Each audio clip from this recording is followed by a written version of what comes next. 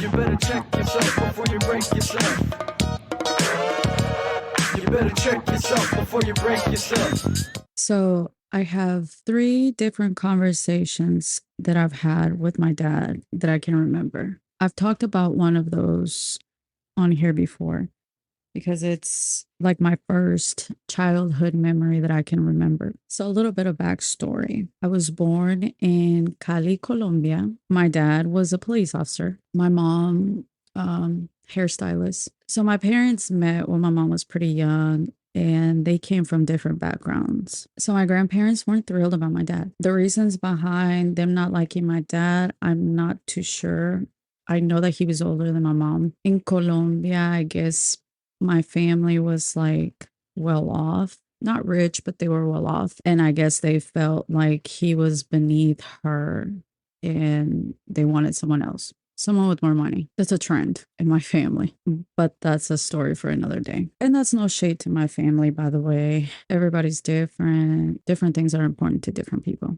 But anyway, I guess, I don't know, my parents fell in love and then I came to be, but my parents weren't married yet. So they got married while my mom was pregnant with me. My grandma tried to pay my dad to not marry my mom because that's how much they did not want him like in her life, I guess. But I guess my dad had some integrity because he did not take the money and married my mom. So my parents were together for, I guess, 3 years. We lived in a town called Popayan in Colombia. And in Colombia, because it's, not like here in the US, sometimes family rent rooms in houses instead of like renting houses or buying a house. So this room was kind of like a studio apartment and there's a small kitchen, room, all that. My dad, like I said, he was a police officer and my mom stayed at home with me. I remember my mom always tells me this story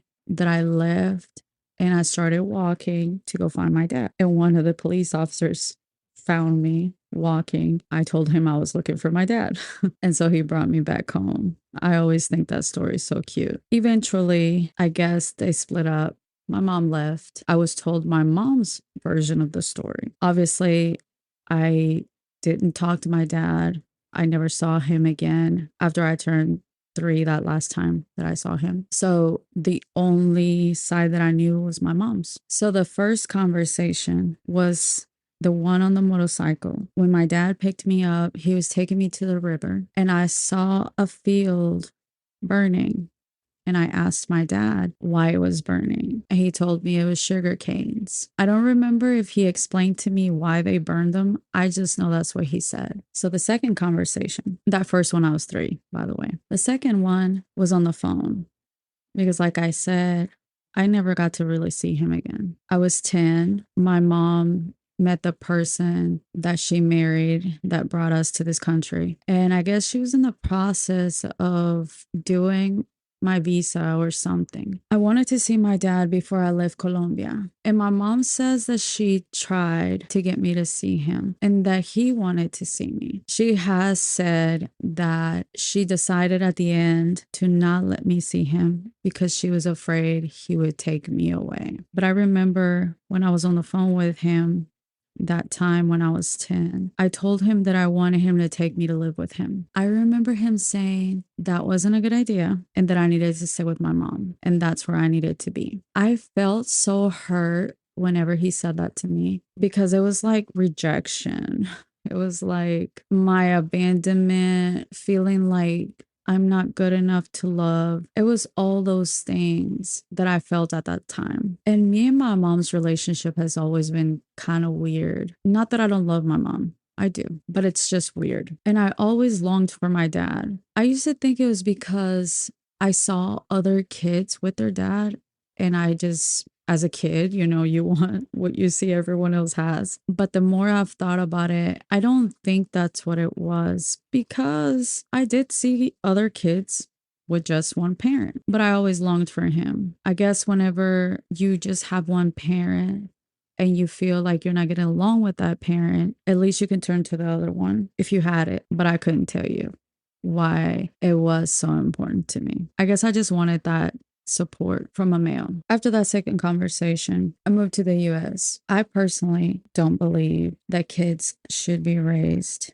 by one parent. There are circumstances where, yes, that's not avoidable. And I understand that. But I've always felt like if it's possible, kids should be raised by both their parents. And that doesn't mean the parents have to be together. You can co parent and you can raise your kids together even if you're not together. It is definitely possible. You just have to put your personal differences aside, your own personal feelings for the well being of your child, just personal opinion.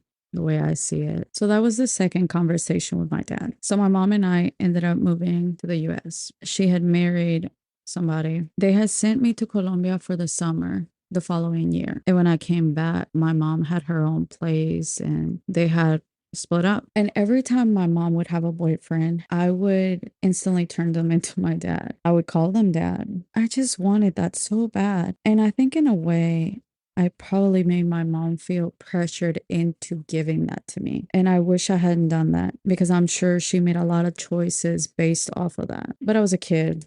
I didn't know any better. So after we moved away from him, we lived on our own, just me and her. So my mom started working for a security company, like as a security guard. And I guess she got close to her supervisor. And it was a man. I remember one time she was about to come home from work and she basically told me she was going to pick me up. So I said, okay. When she picked me up with this guy. And I was just kind of like, not too sure. He was not what I expected or what I was used to my mom dating. I remember he took us to Denny's and my mom, she's a broke single mom. So we didn't go out to eat very often or anything like that. And if we did, you had to keep it cheap, get water and things like that. So whenever we went out with him, I think I was allowed to get a shake. And I thought that was like the coolest thing ever. And I thought he was so nice for that. And I remember seeing that he had a tattoo. And growing up, tattoos were like a no-no. Like you were not a good person if you had tattoos. So I kind of made a comment about the tattoo. Side note, that's hilarious now thinking back because I'm covered in tattoos. But anyway, back to the story. I made a comment about it. I believe he answered me. He was actually very open to talking to me, considering I was a kid. That was kind of, it was kind of different and it was nice. So eventually, they kept dating. My mom and I moved in to his apartment and it was like a total different world when we moved in with him because he lived in the north side of Dallas, which not a bad neighborhood, but it was just different, culturally different. We lived in Las Colinas when we first got to this country. So it was definitely different, but I liked it. I didn't mind it. When I went to school in Las Colinas, I actually used to get bullied a lot because I was Colombian. I guess that's different. It was for sure at that moment. So once we moved in with him, I guess things got more serious with him and my mom. And they started looking for a house. And my mom got pregnant. We bought a house. Well, they bought a house. And we moved to Saxe. And I loved living in Saxe. I loved that house. I had never had anything like that before. In Colombia, the houses are different. The neighborhoods are different. And my mom and I, we lived in an apartment. And actually, it was a nice apartment, but it was different. Everything here in my eyes just looked so beautiful when I first came here. The streets in Colombia aren't clean. There's no such thing as littering because it looks like that all the time. And you're not going to get in trouble for it. So after a while living in that house, my mom had stopped working. Her and him started a business. And we used to go to something called Canton First Mondays. And it was so fun because every time we would go, we'd get to eat like Frito pie and you could walk around and see the other vendors. It was really fun. So I used to love going out there. My mom would sell some of her things and then they would sell what their business was. Everything seemed to be going okay And I actually really loved this person. It was the first time that I felt like, okay, I have a dad, like I have a family, and I was happy. My sister was born, and I actually got to name her, my poor sister. I was like 14. So I named her cartoon characters, but I love her. Hopefully, she doesn't hate me. After my sister was born, things were okay for a while. And maybe they weren't, but I was a kid, so I didn't know. I know my mom wasn't working, and all of the bills, responsibilities, everything fell on him. And they also had that business, and maybe the business wasn't doing so well. I don't really know what was really the breaking point for my mom, but I know she moved out. We moved out. I'm not entirely sure. I know for a while we lived somewhere else. So maybe, yes, we moved out. I think the stress became a lot for him. I guess my mom had told him that it was over and he took it really hard. I remember coming home from school one day and my mom wasn't home. He was just kind of like talking to me, telling me that he didn't understand and things like that.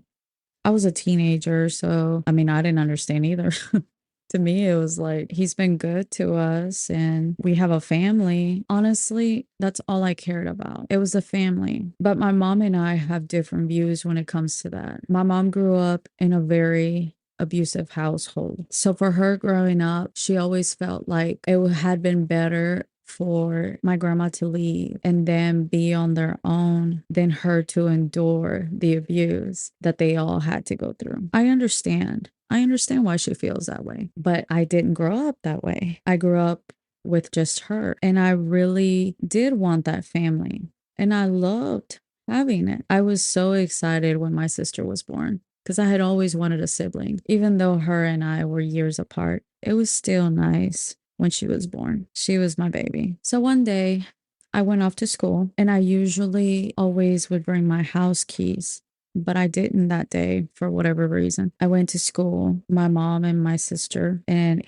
him, they were all at the house when I left. So when I came home that evening, that's when I realized I left my key. So I was like, oh, okay. And I knocked on the door. And my mom came to the door and I looked at her face and I saw like a weird look in her eyes. And she started to mumble something to me. And I just kind of like, I couldn't make out what she was saying. And I think she felt him like coming up behind her. So she just said, run, run, run. And so I started running because she started running. And while we were running, I realized that the baby wasn't with us. And I asked her, like, where's the baby? She said she's asleep. I said, well, we need to get her. And she was like, she'll be fine. And we just kept running. And I was so confused, but I was just running with my mom.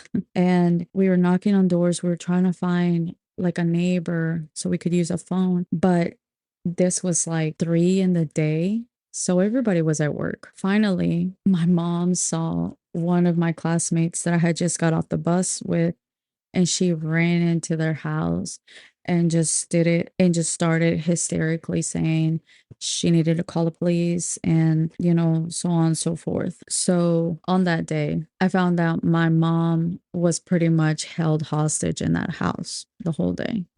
She was beaten. She was abused. A lot of horrible things happened to my mom that day. As my little 18-month-old sister was watching. Before, in a past life for him, he was involved with drugs. That is something he never hid, and he was very upfront about it with my mom. So she knew this, but he left all of those things behind and he worked to become a better person. I'm not making excuses for him, but just like with anyone else, I would want to have grace and understanding. I feel like everything became a lot for him. And as a man, you tend to hold those things in. You tend to want to put your best face forward for the sake of your family, and you just kind of deal on your own. Unfortunately for him, he started dealing on his own with cocaine. And when this happened is when I found out that my mom found out that he was back on drugs. And that's why we were leaving. But again, I didn't know. That was one of the most horrible days of my life. So, because my sister was in the house, this was treated as a hostage situation. Y'all, I cannot make this up. My house was surrounded by SWAT. News vans pulled up. I mean, it was complete chaos in front of my house. There were hostage negotiators talking to him to basically let my sister out. And she was actually taking a nap. What was going on in between, I don't remember. I know an ambulance came and they actually took my mom. So I was kind of left behind and I was just waiting for my little sister. But at this point, I'm like 15 years old. So obviously they weren't going to release an infant to me. I finally remember seeing her walking out. She was 18 months old, like Audrey's age. She was so little. She walked out the door and she was really like sleepy. You could tell she had just woke up. So she stumbled out on her own and he went back in. I wanted to run and grab her, and his family took her actually. They grabbed her and took her away. They didn't like my mom or me for that matter. So when they grabbed her, I really just wanted to see her and make sure she was okay. I had been worried the whole time and they didn't let me see her. They just took her, put her in the car, and I was chasing the car and they took off and drove away. And I remember I fell down to my knees because I just wanted to like hold her and hug her. And I was so scared because I thought I'd never see her again. My mom wasn't there. I was so confused. This man is still locked in the house. At this point, I don't know if they're gonna bust in there and kill him. Like, I don't even know. So eventually, I guess they went in, got him, no harm to him. The craziest part is this man was bailed out. He was released the next morning. After that, I was so terrified of seeing him. We went back to the house because we had to get our stuff. And we went into the closet, their bedroom closet, to get some of my mom's stuff. And we pulled some clothes back and we saw kitchen knives that were stashed within those clothes. His plan was to basically take the whole family out. Like, he was going to take us all out. After that, I feel like that's when my mental issues really started to manifest. I remember we had moved into a new apartment and we came home one day and I saw a box of Raisin Bran cereal on top of the fridge. And I was so scared. Like, you would think I just saw like a ghost because I was so scared. And I started like having a panic attack and I was crying. And I told my mom where that cereal come from. The reason why that cereal triggered and scared me was because he would buy that cereal and we always had it at our house. So in my like young kid mind, I was like, surely he broke in, he put the cereal there, and now he was gonna kill us all. Like, I know, so crazy, but that's how you think when you're a kid. So from that moment forward, when we would come home, I would leave the door open and I would walk into every single space in our house. I would pull back the shower curtain. I would check the closets. I would make sure nothing was covered so that I can make sure he wasn't in the house. And only after I did that did I close the door and just kind of, I guess, chill. But that became my life. That was what I would do every time I would go home. And it spilled on into, adulthood, like when I moved out on my own. So the reason why I'm telling you about him is because he was the closest thing I ever had to a dad, even more than my own dad. If anything, this man hurt me more than my own dad did because my dad left, but he was there and he made choices that ultimately not only ruined our family, but could have potentially taken away the only person that I've ever had in my life, which was my mom. And to me, at that moment, that was unforgivable. I've always been super protective of my mom. And that was just something I just couldn't forgive because she was all I've ever had. And this man was like 2 seconds away from taking her from me. And then everything that happened with my sister, I just like he did a lot of damage. And on top of everything, he wanted to hurt all of us. After him, I guess my mom gave up at that moment. And I gave up on the idea of a family, at least in that with that dynamic of having a dad, a mom, me, my sister. I went on through my life kind of bottling up everything I felt towards my dad, towards this man. I didn't really know how I felt about my dad, honestly. I didn't feel angry. I guess I learned to just do without him. And whenever you grow up and become an adult, you just kind of feel like, I mean, I've made it this far without them. There's really no use for them anymore. And I don't know what came over me a few years ago and I started to look for him. I think it was around the time that I was diagnosed. I don't remember. But I started to look for him using my investigative skills on Facebook. And I asked my mom, and I do want to say, I had asked my mom about him previously, and I even asked my uncle. My uncle didn't want to help because, I don't know, his own personal reasons. I guess he felt like I didn't need him. I don't know. Not his decision to make, by the way. And when I asked my mom, I think she said she didn't know. I don't remember. But I asked her again at this point a few years ago, and she told me the name of an aunt. So I found this aunt. I messaged her and I asked her, like, do you know Jose? That is my dad's name. And I said, my first name is Carolina.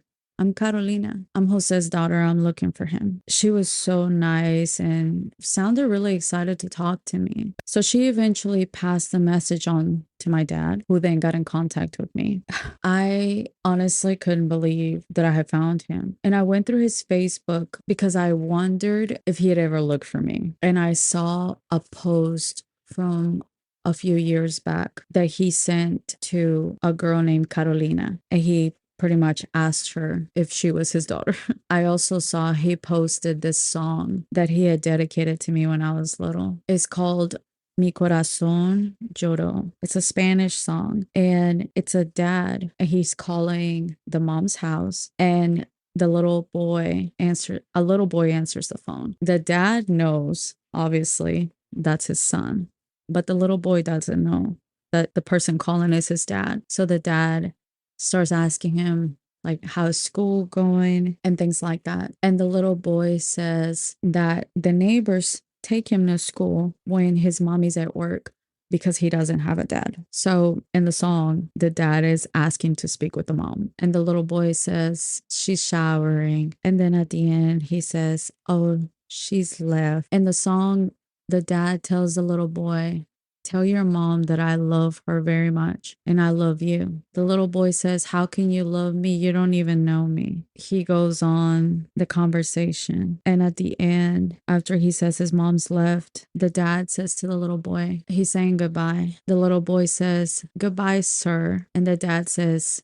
goodbye, son. I saw my dad had posted that on his Facebook, and I knew why he had posted that. It was because of me. It was kind of nice to know that he had been looking for me too. And it made me feel like maybe he does love me. I honestly couldn't tell you what the first conversation between my dad and I was. It was weird. I didn't know if I should call him Jose or Papi. Papa. I didn't know. It was just weird. It was such a foreign concept for me. I talked to my dad a few more times after that. There was the last conversation, and all I remember is he said something not so favorable about my mother. And like I said, I was very protective of my mom. So at that time, I immediately went like walls up, guards up, and I blocked my dad. And I didn't talk to him. You know, I feel like one of the reasons I blocked him and didn't talk to him anymore, it's almost like I felt like I was betraying my mom. After all those years of her doing it on her own, here I am letting him come into my life after he left us. And I never, ever wanted to hurt my mom in any way, shape, or form. Like, my mom was my life because she was all I ever had. So the third most important conversation I had with my dad, once everything hit the fan in my life with my family, my marriage, whatever you want to call it, I was so mad and I wanted answers and I wasn't getting them at home. So I decided to take it out on my dad. I just felt like if this man doesn't have answers for me, my dad better give me some answers. I know that sounds stupid, but that's how I felt, honestly. So I called my dad after I had blocked him and I told him, I want to know what happened. What happened with you and my mom? What is the real story? And don't tell me in this little sweet make believe story, because I feel like when I first started talking to him, he would talk to me like in this really positive, happy, everything was great. I don't know what went wrong. And I'm like, no, I'm a grown woman. Give it to me straight. Stop playing with me. Okay. I'm going to back just a bit. One thing that I also saw on my dad's Facebook was that he had a son. He had to be around 18. He was younger, obviously much younger than me. Because by the time I found my dad, I think I was already 30. So, and I saw that my dad was part of his life. I knew I had brothers and I knew I was the only girl, but I didn't know my dad was part of any of our lives. And I felt, honestly, I was kind of salty. Like, why him? Like, why did my dad decide to be a dad with him, but not with me? And I mean, that's the human side of me. That's the selfish part of me. Because honestly, I should be happy to see that at least he grew up and someone else didn't have to endure the pain that I went through. Unfortunately, you don't see things like that. You don't see them in that way, especially not when you're still hurting, not at that moment. So, back to the day when I called my dad and I was like, just tell me everything. Like, I need to know what happened. Were you cheating on my mom? Were you an alcoholic? Like, I asked my dad so many things and I talked to him like man to man. Like, talk to me like straight. I'm not your daughter right now. And honestly, I didn't feel like he deserved any respect from me anyway. Like, you left me when I was 3. Come on. That man answered everything. He explained to me what happened between him and my mom. He admitted to having a drinking problem. The only thing that he did not say he did, and with him kind of admitting everything else, I don't see why he would lie about this, but only him and God know, I guess. My mom had always told me that I had a brother that was my same age because my dad was seeing other women while they were together. And when I asked my dad about that, he said, "No, you have an older brother, but you guys aren't not the same age." He said, "I truly did love your mom." He said, "But it all became too much. Her family was too much." So after he clarified all that, I asked my dad the most important question that I had needed an answer for the past 27 years. Why did he leave me? Why did he not fight for me? Why didn't he love me enough to be there for me? And my dad said to me, "I know I didn't do the right thing." He said, "I was scared." He said, "I couldn't be a dad to you because I didn't know how to be one, because I didn't have an example of a good dad. So it was best for me to leave because I didn't know what I was doing." I said to my dad, with all due respect, Jose, that's not an excuse. I said, we all have a choice in life and we cannot blame our parents for our choices, regardless of whether you had an example or not. It was your choice to not stay and try. It was your choice to not learn how to be a dad. You took the easy way out instead of going through the growing, the difficulties. You decided to leave for you, but you never thought about me and what that would do to me growing up and what it would do to me in my life for my whole life. What I am about to say, again, is no shade on my mom, but I told him no one taught me how to be a mom, because being a mom is more than just providing and telling your kids what to do. But I made a choice. I made a choice to take those good things that I learned from my mom, but improve on them.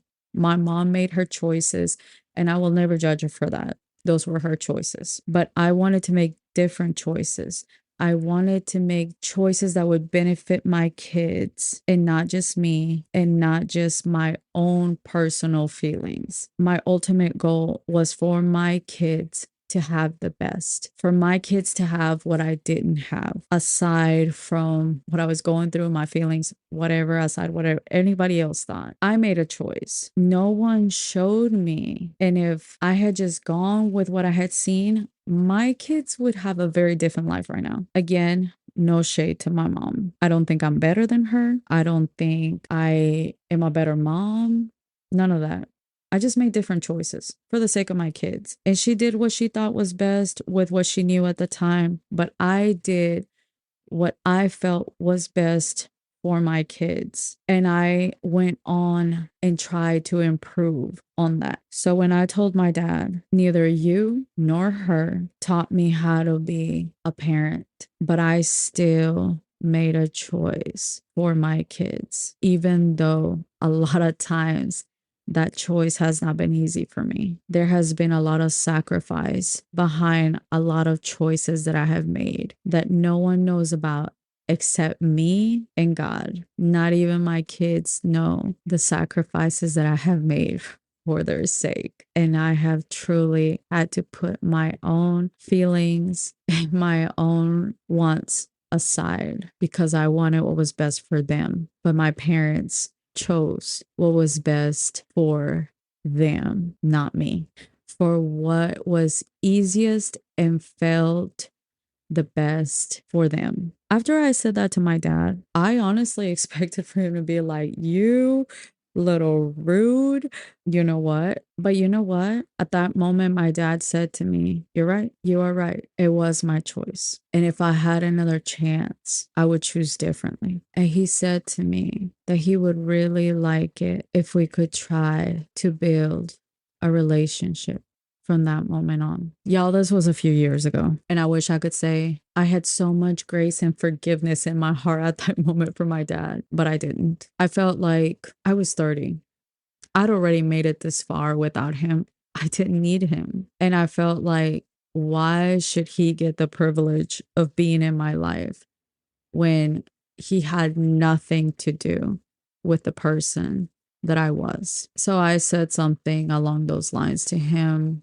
Not as mean, but I'm sure it still didn't feel good. At the end, I said we could still talk. But honestly, I never talked to my dad again after that. I felt like I had got my answers, and that's all I needed from him. I regret that now, honestly. But that's because I see things differently now. We all deserve a second, sometimes a third, maybe a fourth chance, because none of us have got it right every single time the first time or the second time. I have made the same mistake a few times, so I should have given my dad more grace. And I never got to tell him this, but I have so much respect for the way he responded after what I said, because he owned his ish. He didn't excuse it. He didn't try to blame it on my mom. If anything, he honestly never spoke badly about her. So I respect him for that.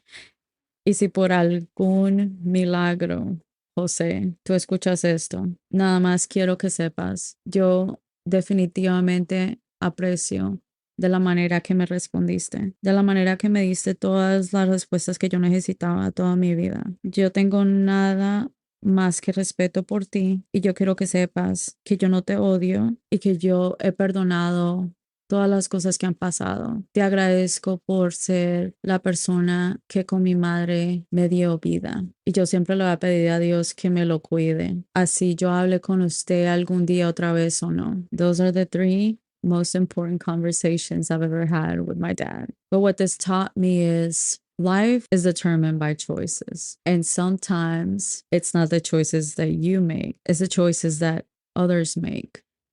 And sometimes their choices are influenced because of the choices that they have seen the people before them make. This is where we have the opportunity to break generational curses. When we have the opportunity to change the trajectory of our families, of our kids' futures, of our own life, because Yes, I was 30, 34, 33 when I started to see the error of my ways. It was before that when I started seeing the errors of my parenting because I saw the type of relationship that I had with my kids. And I didn't want that. I didn't want my kids to grow up and have to heal from my crappy parenting just because I was repeating the same cycle because my mother was repeating a cycle. I'm sharing this because I want to shine a light on how important choices are. And I want you to see the domino effect that it has on people's lives. My father not being there, unfortunately, unintentionally created a void within me. And it created a narrative that I wasn't good enough, that I wasn't worth it. So I was looking for anyone to fill that void. My stepdad, he made a choice to go to drugs to ease his own personal pain at the expense of everyone around him, which could have ultimately cost my mother her life, me and my sister. By the grace of God, that was not what happened. However, his choice still affected all of us. My mental health issues started at that point. My sister had trauma to the point where she had to have a speech therapist, and it caused a lot of different issues for her in life that she still has to deal with to this day. His choices affected my mother because she was already dealing with mental health issues, and that just like threw her over the edge. And we all had like PTSD. We lived in fear for a lot of years. So the choices these two men made have greatly affected me in life. But instead of me keeping on the cycle and just saying like, oh, well, I went through this, that, and the other. So that's why I'm like this. That's a cop out. And a lot of us do that. A lot of us just stay in that victim mentality. And it's like, woe me, I act this way because of that. And I'm sorry, but I call BS. You act this way because you choose to act this way. If anything, living through certain things, people making certain choices should make you want to make better choices. It should make you want to be better because you've already experienced the pain and the struggle of having somebody's choices affect you and affect your life. So why would you even want to do that to somebody else? That is beyond me. So let's stop blaming our parents, blaming our past, blaming our trauma, all of these things for the choices that we make, or the people that we are, or the people we become. Because you have a choice, just like they had a choice before you. Had they made a different choice, you wouldn't even have to have gone through all the things that have hurt you. So think about that. I think that's all I have for today. For this one, I want to say a prayer. Dear Lord, I want to pray for anyone who listens to this, who is struggling with past trauma, who is having to pay for the choices that others have made, who are still trying to navigate through all that hurt, all that pain, and shine a light and show them that there's much more to life than staying in that pain. They can overcome and they can grow from it, and they can create a new narrative for their family, for their future family, and for themselves in their own life. In Jesus' name, amen. Thank y'all for listening today. Remember, God loves you. You're enough. You were built for this, and you do not have to stay where you're at. Until next time, good night. You better check yourself before you break yourself. You better check yourself before you break yourself.